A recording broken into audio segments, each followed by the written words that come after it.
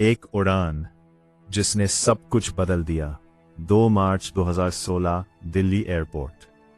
रात के लगभग 11:30 बजे एक प्राइवेट जेट रनवे पर खड़ा था। अंदर बैठा एक आदमी खिड़की से बाहर देख रहा था। उसके चेहरे पर हल्की मुस्कान थी, शायद आत्मविश्वास की, शायद राहत की, या शायद एक ऐसी शांति की जो तूफान से पहले आती है। ये कोई साधारण व्यक्ति नहीं था, ये था विजय माल्या, कभी किंग ऑफ गुड टाइम्स कहलाने वाला नाम। कुछ ही मिनटों में विमान ने उड़ान भरी, लाइटें मंद हुई, भारत पीछे छूट गया। शायद उस क्षण उसे अंदाजा था कि यह वापसी वाली उड़ान नहीं है। शुरुआत एक अमीर घर से। विजय माल्या का जन्म 1955 में हुआ। उनके पिता विट्ठल माल्या एक सफल उद्योगपति थे और यूनाइटेड ब्रूवरेज समूह के मालिक थे। बचपन से ही विजय ने ऐशो आराम देखा। बड़े घर, विदेशी शिक्षा, व्यापारिक माहौल, ये सब उसके लिए सामान्य था। स्कूल की पढ़ाई कोलकाता में हुई, उच्च शिक्षा के लिए विदेश गए, बिजनेस मैनेजमेंट की पढ़ाई की। वह हमेशा बड़े सपने देखता था। एक बार उसने अपने पिता से कहा, मैं आपसे भी बड़ा बिजनेसमैन बनूंगा। पिता ने मुस्कुराकर जवाब दिया, बेटा, बड़ा बनने से पहले अच्छा बनना जरूरी है। कम उम्र में बड़ी जिम्मेदारी। 1983 में पिता की अचानक मृत्यु हो गई। विजय मात्र 28 वर्ष के थे और इतनी कम उम्र में उन्होंने यूनाइटेड ब्रूवरेज ग्रुप की कमान संभाल ली। जहां कई लोग दबाव में टूट जाते, वहीं माल्या ने जोखिम को अवसर बना लिया। उन्होंने किंगफिशर बियर को देश का लोकप्रिय ब्रांड बना दिया। मार्केटिंग में चमक, विज्ञापनों में ग्लैमर और एक अलग पहचान। यहीं से किंग ऑफ गुड टाइम्स की छवि बनी। सपना। आसमान में 2003 के आसपास एक नया विचार आया, क्यों ना अपनी एयरलाइन शुरू की जाए। सलाहकारों ने चेताया, एयरलाइन बिजनेस मुश्किल है, कई कंपनियां असफल हो चुकी हैं। माल्या ने जवाब दिया, जो लोग सही तरीके से नहीं चलाते वे असफल होते हैं। 2005 में किंगफिशर एयरलाइंस लॉन्च हुई। लाल रंग की खूबसूरत फ्लाइट्स, बेहतर सर्विस, स्क्रीन, खाना, आराम, सब कुछ premium. Fly the good times, ये सिर्फ टैगलाइन नहीं, एक ब्रांड छवि थी। शुरुआती महीनों में सफलता मिली, यात्री खुश थे। अब तेज विस्तार और तेज जोखिम। पहले 6 महीनों में लाखों यात्रियों ने सफर किया, आत्मविश्वास बढ़ा और यहीं से शुरू हुआ तेज विस्तार। नए विमान, नए रूट, नया निवेश। लेकिन इस विस्तार का आधार था जो कर्ज, सरकारी और निजी बैंकों से हजारों करोड़ का ऋण लिया गया। विलासिता का शिखर। 2007-8 तक विजय माल्या का नाम देश के सबसे अमीर लोगों में था। फोर्ब्स सूची में स्थान।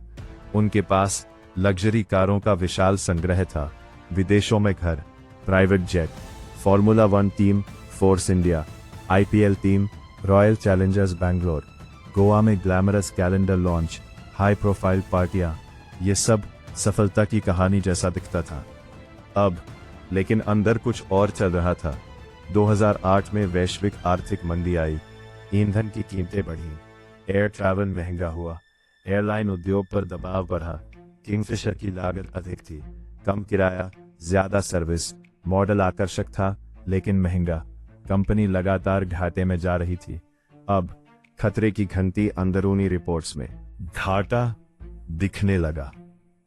कुछ कर्मचारियों ने चेतावनी दी कि खर्च आय से ज्यादा है, लेकिन विस्तार जारी रहा।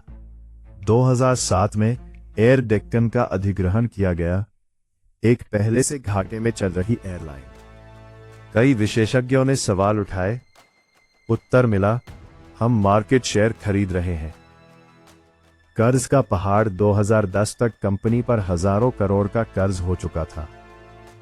मीडिया रिपोर्ट्स सामने आई, शेयर कीमतें गिरने लगी, बैंकों ने भुगतान की मांग की, कर्मचारियों की सैलरी अटक गई, पायलट्स ने हड़ताल की, फ्यूल सप्लायर्स ने सेवा रोक दी। 2012 में एयरलाइन का लाइसेंस रद्द कर दिया गया। अंतिम पलायन फरवरी 2016 में विजय माल्या को विलफुल डिफॉल्टर घोषित किया गया। जांच एजेंसियां सक्रिय हुईं। 2 मार्च 2016 वो देश छोड़कर लंदन चले गए।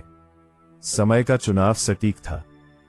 कानूनी प्रक्रिया शुरू होने से पहले पीछे छूटे लोग 7,000 से अधिक कर्मचारी बेरोजगार हुए। कई महीनों की सैलरी नहीं मिली। बैंकों के लगभग 9,000 करोड़ रुपए फंस गए। ये पैसा केवल बैंक का नहीं था, ये जनता की बचत थी। कानूनी लड़ाई, भारत में मुकदमे चले, संपत्तियां जब्त हुईं, पासपोर्ट रद्द हुआ, इंटरपोल नोटिस जारी हुआ, यूके में प्रत्यर्पण की प्रक्रिया चली। मामला वर्षों तक अदालतों में चलता रहा। ये कहानी केवल एक व्यक्ति की नहीं, ये एक प्रणाली की भी कहानी है। सीखें कई हैं। अत्यधिक कर्ज लेकर तेज विस्तार खतरनाक है। ग्लैमर और ब्रांडिंग असली लाभ का विकल्प नहीं। बैंकों को बड़े नाम देखकर निर्णय नहीं लेना चाहिए, और संकट से भागना समाधान नहीं होता। आधे शिखर पर, कभी शिखर पर खड़ा व्यक्ति एक पल में गिर सकता है। सफलता केवल चमक नहीं, संतुलन भी मांगती है। विजय माल्या की कहानी उत्थान और पतन दोनों का उदाहरण है। ये सिर्फ किंग ऑफ गुड टाइम्स की कहानी नहीं, ये उस जोखिम की कहानी है जहां महत्वाकांक्षा और अति आत्मविश्वास के बीच की रेखा धुंधली हो जाती है। अगर ये कहानी आपको सोचने पर मजबूर करती है, तो इसे साझा करें और याद रखिए,